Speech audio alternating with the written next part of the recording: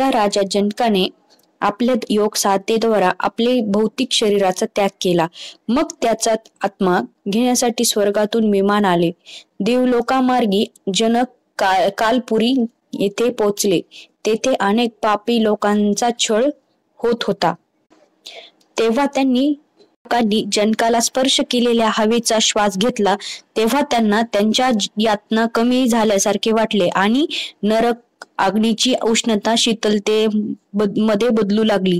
तेव्हा जनक तेथून निघून लागले. तेव्हा नरकवासींनी त्यांना राहण्याची विनंती केली. एकदा राजा जनकाने आपल्या योग साधनेद्वारा आपले भौतिक शरीराचा त्याग केला.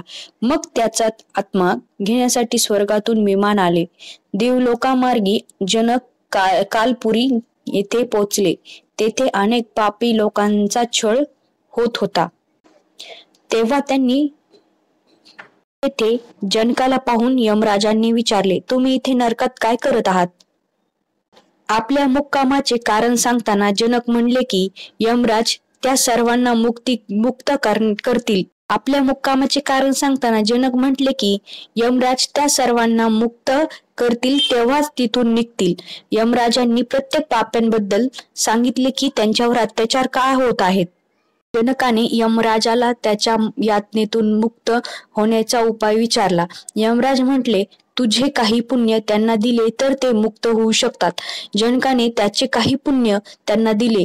त्यांची सुटका झाल्यानंतर जनकाने कालला विचारले, मी असे कोणते पाप केले होते की मला येथे यावे लागले?